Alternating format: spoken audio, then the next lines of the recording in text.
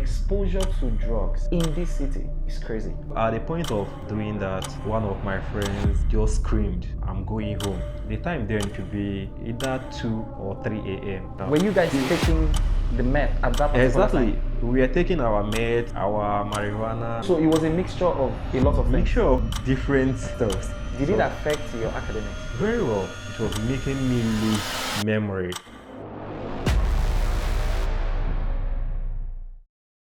Hi everyone, my name is Emmanuel and this is Max Confessions. As we already know, June is the global month for men's mental health awareness.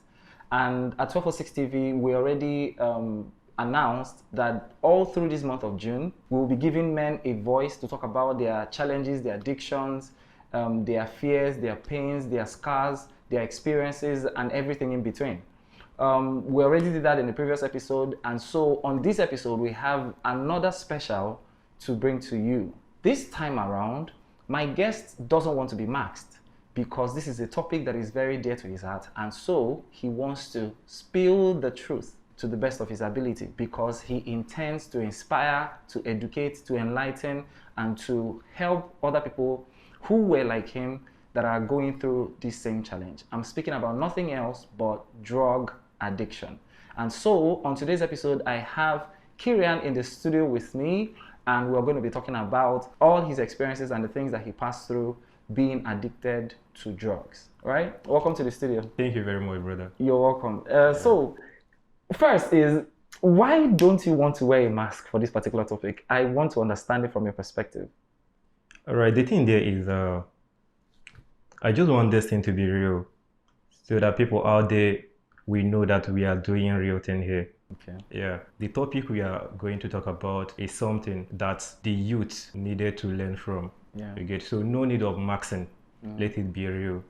That is the reason why I said no max. Okay. Thank you very much. I really appreciate that. Yeah. So it must take a lot of courage, and it must be a subject that is very dear to your heart for you to even attempt to talk about this particular thing unmasked. So Sure. talk me through the genesis of this addiction. All right, you know, as a man, sometimes we do make mistakes without knowing the consequences. Okay. So it all started, that was in 2021, back then in school. When I gained admission, you have to make some friends, Yeah. and I'm a very quiet person. Yeah. So then, talking to women, or as in, speaking to girls, Yeah. was hard for me. Okay. I'm also a shy person then, not now though then. Yeah. So when I started hanging out with those my friends, and this will make me say this. Okay, some of you that do say that nobody can deceive you or will tell you what to do or that kind of stuff. No. Peer pressure. So, peer pressure. If you start hanging out with people that have ulterior motives or that are doing things that you don't like, they will influence you. Yeah. So that is life for you, because you will be seeing them daily doing that. So at a point you will say, okay, Let me try this. Let me try it. So at the point of trying, you have become part as in. So basically, your first entrance into drug use started by influence from friends. Exactly. And if it hadn't been for the company that you were rolling with at the time, you would never have had any business to do with No, drugs. exactly. I wouldn't have indulged in that. Talking about influence and stuff, I'm a shy person. I can't talk to girls. Yeah. Yeah, I'm always on my own then. So then they told me that, okay, Omo, if you take this, you will have this kind of courage Yeah. to do things that you wouldn't have done clear-headed. Yes, then I tried. Sorry, before you go on, your inability to talk to girls, was it something that was already bothering you that you needed or you would have loved to have a solution to? Yes, it'd been bothering me then, but there is nobody to talk to because you are a man. You see your fellow guys doing that, but you don't have the courage to do. And again, April 2013, I had an accident. Okay. Then I injured my leg. You get, so which made me to have a physical challenge. Okay. Yeah, while walking, you will just notice. Yeah. Then so it also made me like to start having this kind of low self-esteem, that kind of a thing. Which was it at the time? Was it marijuana or crystal meth? It's marijuana. Okay, so this was at the beginning phase. Exactly. That was how I started. Your friends pitched this solution of if you take this substance, you will have the confidence to talk to anybody that you want to. Yeah, exactly. That first period, yeah, I took it.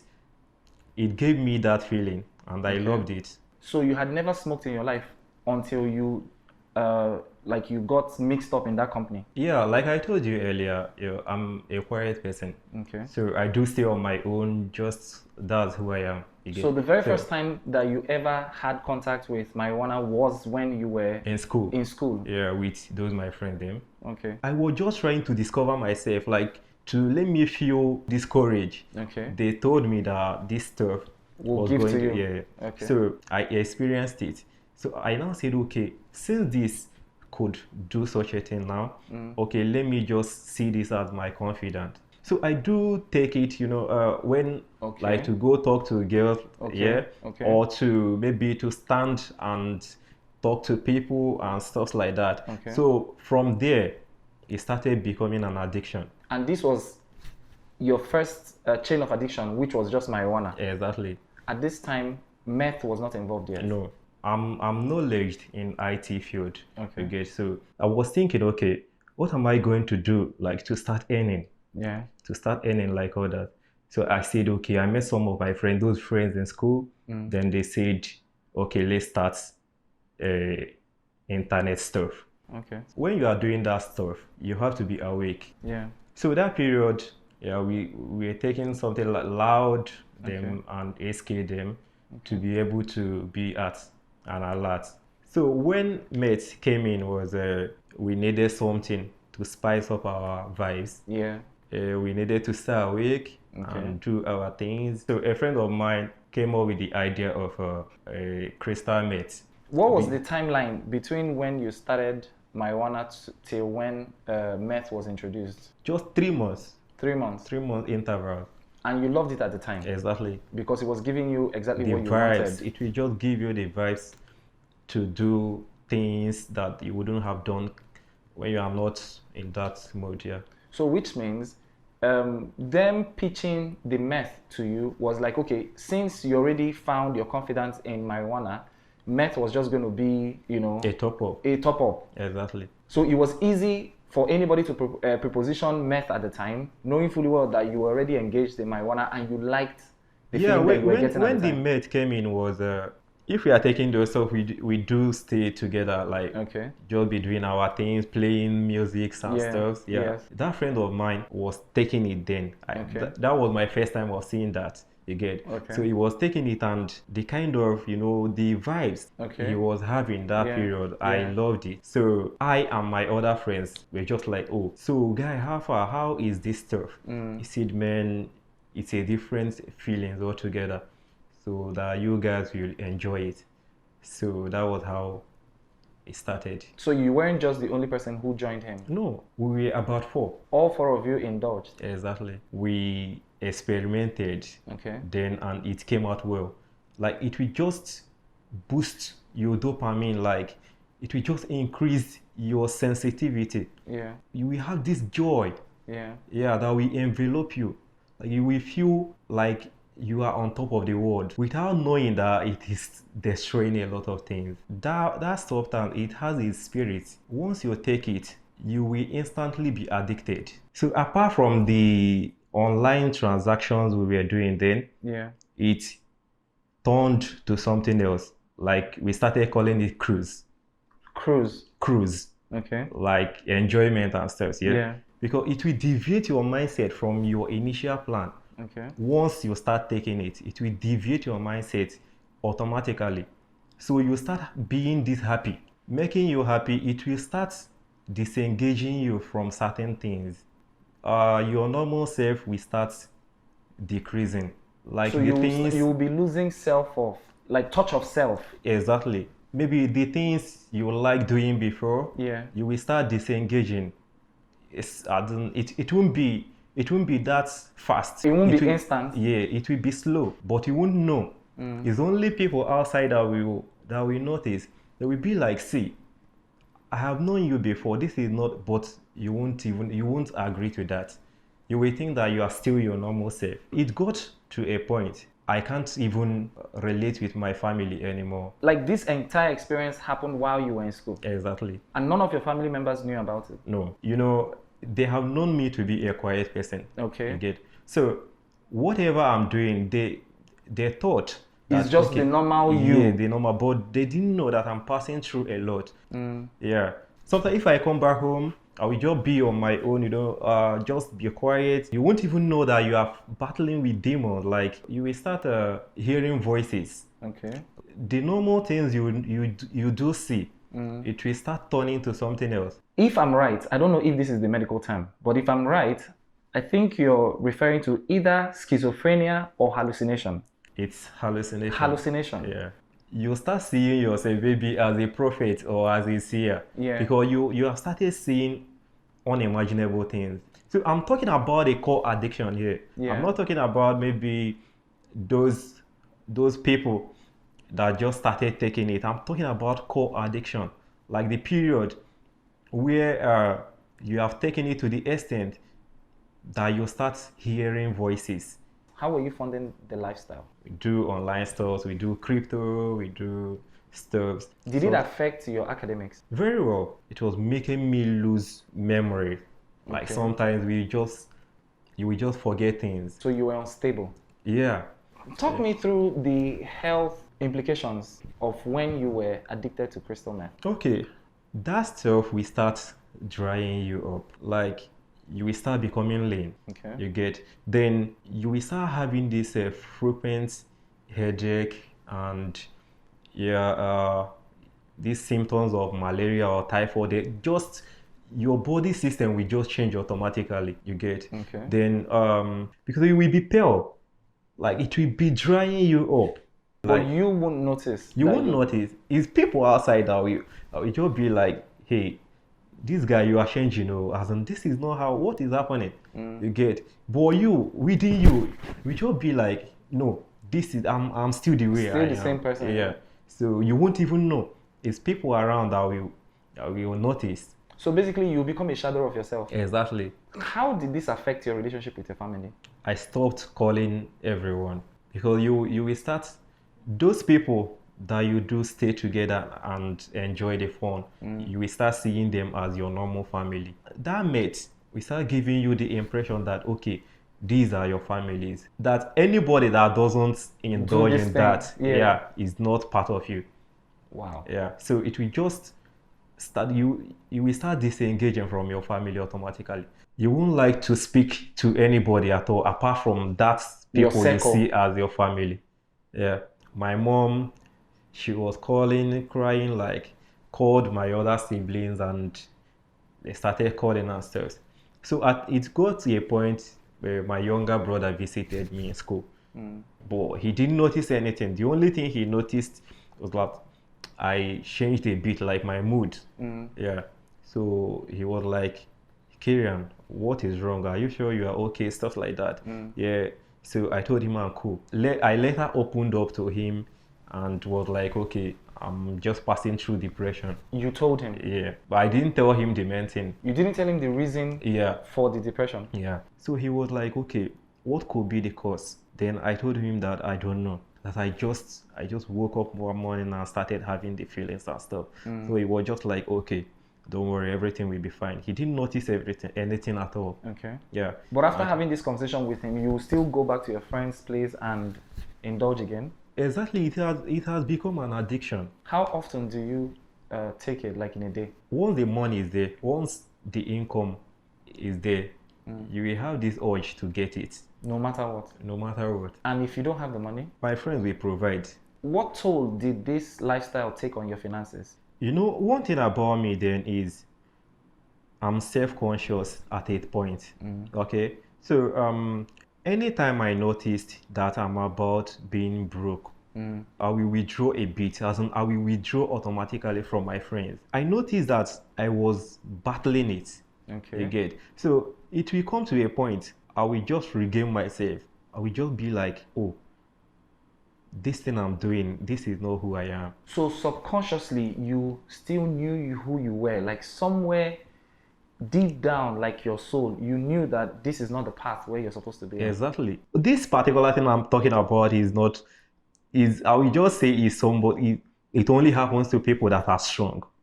Some people won't notice that. Some people won't have that conscious mind. That mind. Recollection, yeah. Exactly. Yeah, but I do have that recollection.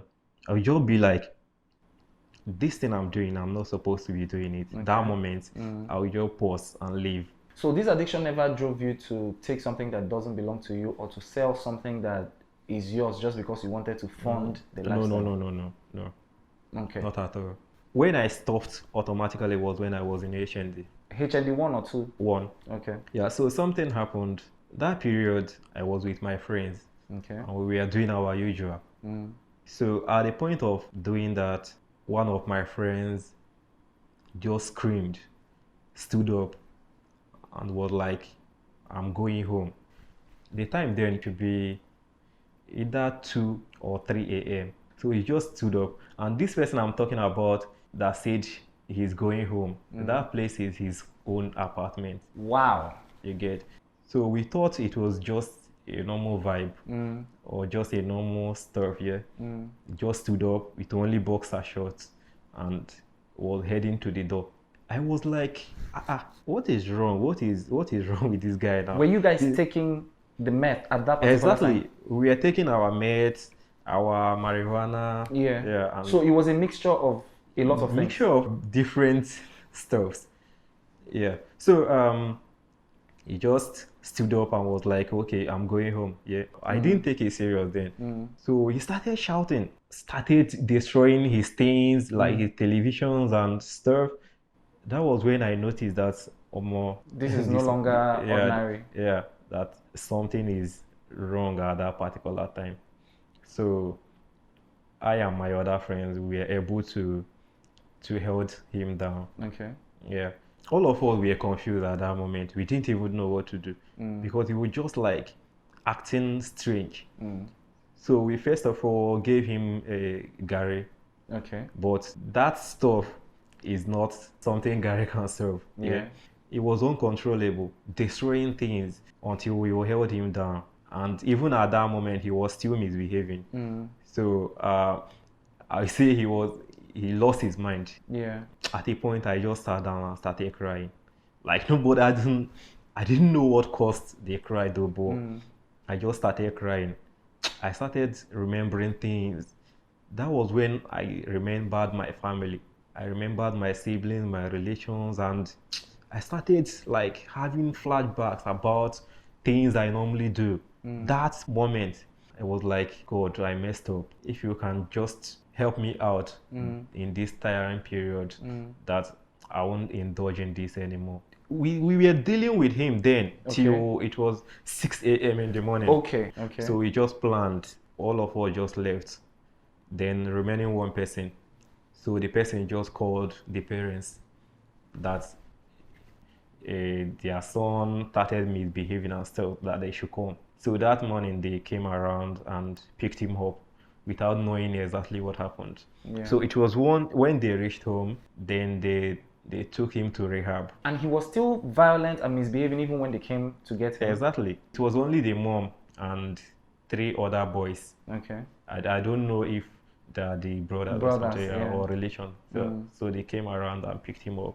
I myself, after that my friend's experience, it wasn't up to 2 days. Then I fell sick because of the whole experience and stuff. Like I was having a lot in my mind, and I was overthinking. I couldn't even sleep. I was just like, I was helpless. Yeah. You get, that period to eat was a problem.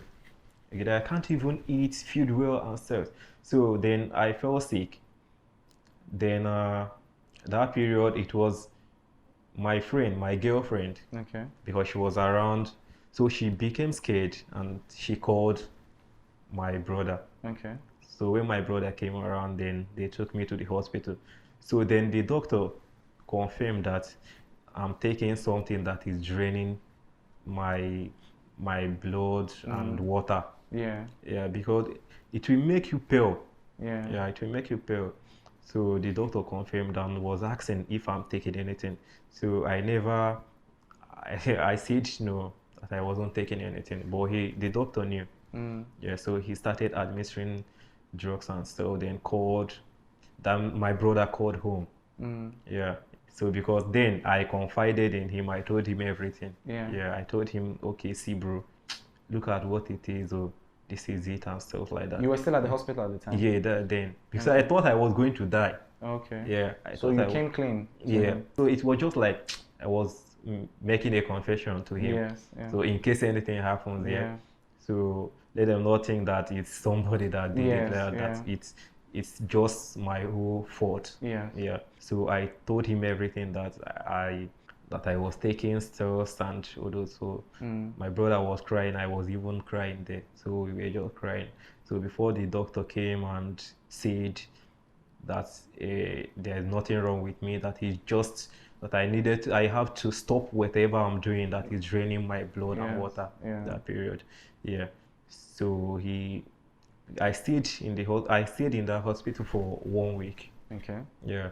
So then. So they were like flushing your system. Exactly. So after the whole stuff and all those drugs and everything, so I came back to normal. Then, as God would have it, I called that my friend, the sister. So she confirmed that he is normal. Okay. Yeah, that he is okay now. So I just thank God for everything. I know a lot of things that are happening in this city. The exposure to drugs in this city is crazy. I will not speak authoritatively on other cities. I can only speak for where I'm residing and the things that I have seen, things I have heard. Every other weekend, there are house parties where youths are indulging in cocaine, crystal meth, loud, like all strains of marijuana, all levels and all whatnot. So there are those who are already involved in the lifestyle, and there are those who haven't even started at all. Okay. So I guess your message would be in two different folds. What is the remedy to someone who is currently battling with drug addiction and who genuinely desires to stop but is unable to stop because of whatever constraints that they are having as a result of this drug? Whenever you want to stop something, you have to first accept that what you are doing is wrong. So acceptance is the first step. Exactly. You have to first accept that. That is the first thing. Okay. So then you just need to talk to someone, because you hiding yourself, like, it will make it difficult for you.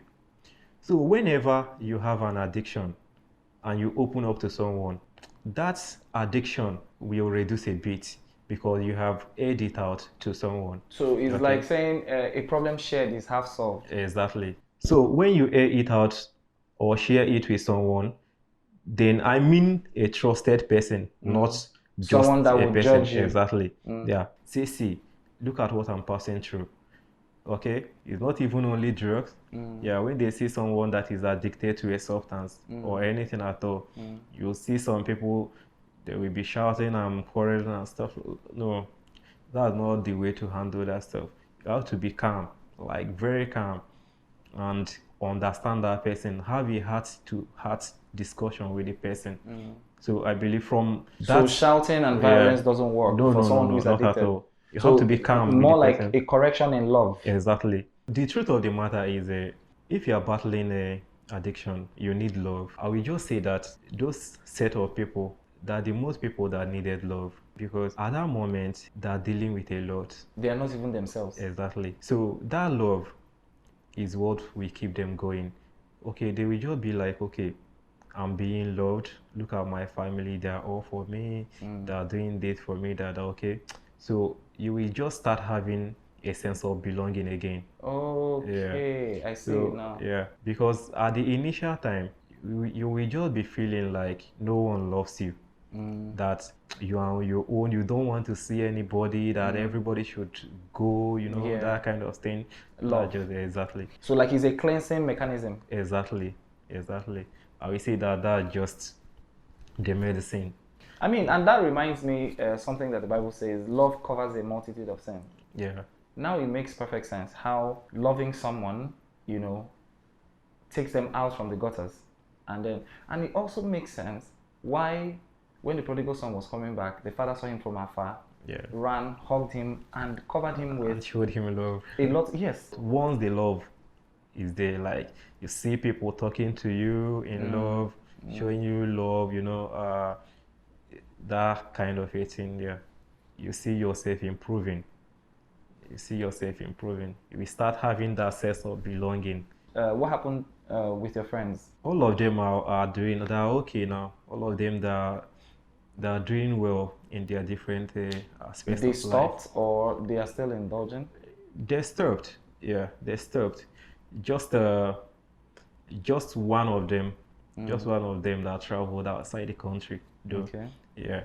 And your friend who was taken to the rehab is fine? Yeah, he's okay now. And he has also pulled out from it? Exactly. Yeah, doing very okay. He's also saving with me now. Oh, okay. Yeah, he's also saving with me now.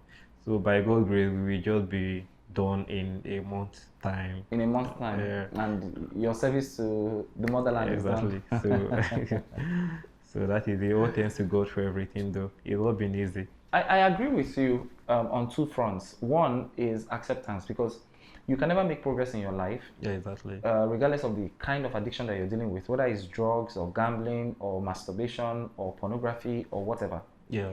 Until you accept, first and foremost, that I have a problem. So accepting that, or telling yourself that I have a problem, is the first step. Exactly. Then, like you rightly said, which I also agree with 100%, you have to speak to someone. Yeah. I constantly say this. And one of the tools that addiction holds on to keep you enslaved in that lifestyle, whatever it is, no matter the type of addiction it is silence.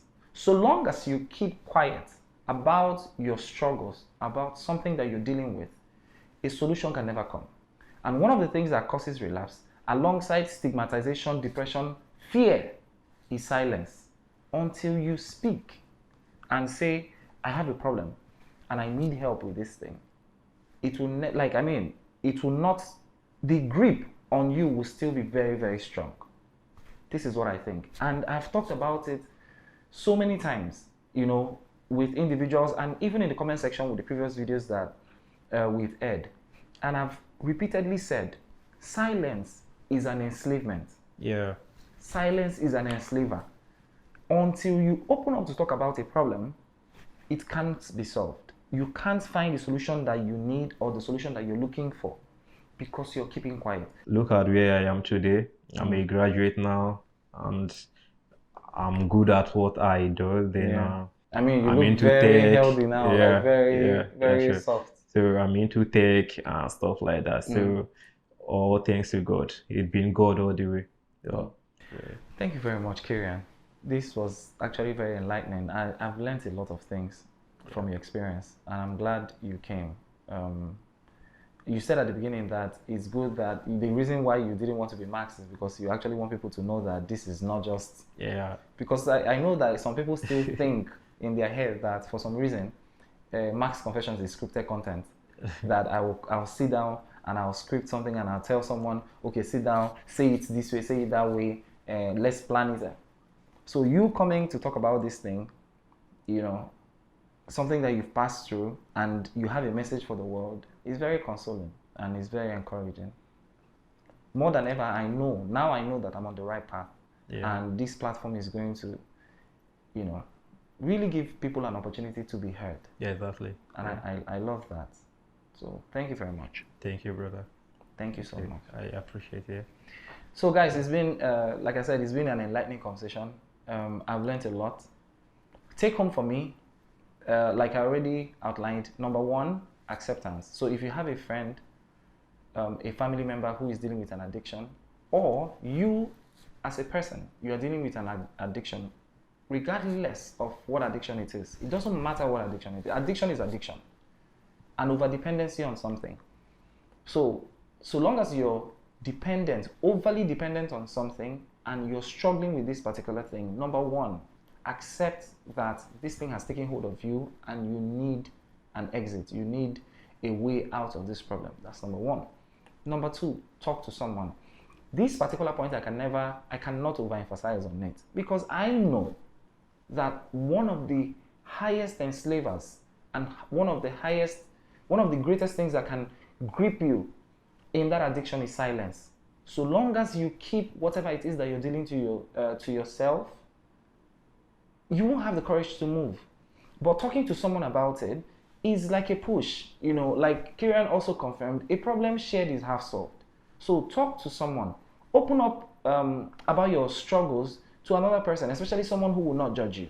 And if you have a friend or a family member who is dealing with addiction, like Kieran also taught us, you approach them from an angle of love. You don't approach them with violence. You don't approach them with anger or malice or shouting. No, that doesn't work. What works is love. And we've seen from the Bible that love covers a multitude of sin. Love conquers all. Out of the three, faith, love, and hope, the greatest of all is love. So that shows you how important love is in dealing with addiction. So I've learned a lot from this episode, and I hope you have too. Like I said, it's a unique one, Mark's Confession Special. For the very first time on this show, we're having someone come to talk to us without wearing a mask, revealing his true identity and teaching us a whole lot of things. And I want to believe, by God, that we've actually learned a thing or two. So it's been an honor and a privilege to have Kieran on the set with me and to dive into this all-important conversation. And I hope he has also inspired one or two people, and it will help you pull out from whatever it is that has held you bound for a very long time. As always, please subscribe to the channel, like the video. Liking the video is actually very, very, very important. It helps with the engagement. And also share your comments. If you have someone who is dealing with an addiction or you have dealt with it yourself, talk to us in the comment section. Tell us whatever it is that you're dealing with. If you need our help or if you need to talk to us, please send us a DM, or if you want to be a guest on the show, send us a DM on Instagram to 1206.tv, 1206.tv. Let's hear from you, get you on set so we can also have a conversation. Because this program, in all honesty, I didn't even envisage that it was going to be like this. I didn't think it was going to have this much pull. But I see a lot changing, I see a lot happening, and I'm more and more encouraged and strengthened to keep going, right? So please share the word, subscribe to the channel, like the video, and also leave us a comment. Talk to us, because people are also in the comment section and they are going to be reading and learning, right? And that's the only way that we can make our community stronger, bigger, and better. So this was his confession. What is yours? See you on the next video.